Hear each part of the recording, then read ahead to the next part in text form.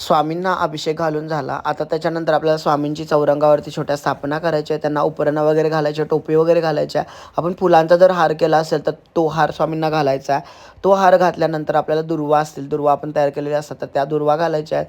परत तुळशीपत्र अर्पण करायचं आहे स्वामींना आणि अशा प्रकारे स्वामींची आपण व्यवस्थित प्रकारे स्थापना करायची. जे काही मंत्र आहेत तर ते पुस्तकात आहेत, ग्रंथामध्ये आहेत, तर त्याप्रमाणे ते आपल्याला बोलायचे आहेत त्यावेळी. इकडे सुपारीची पूजा करून तर तो विडा आपल्याला ठेवायचा आहे स्वामींपाशी आणि त्याच्यानंतर त्यावरती फुलं वगैरे घालायचे आणि त्याच्यानंतर आपल्याला एक नारळ पानाचा विडा हे सुद्धा आपल्याला स्वामी महाराजांच्या जवळ ठेवायचं आहे. त्याच्यावरती हळदी कुंकू अक्षता टाकायचा आहे. त्याच्यानंतर आपल्याला पानांचे विडे मांडायला घ्यायचे आहेत. आपल्याला टोटल 5 विड्यांची मांडणी करायची आहे.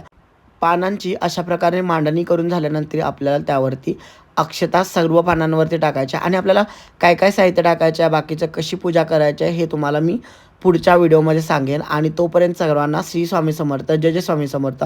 भेटूया पुढच्या व्हिडिओ.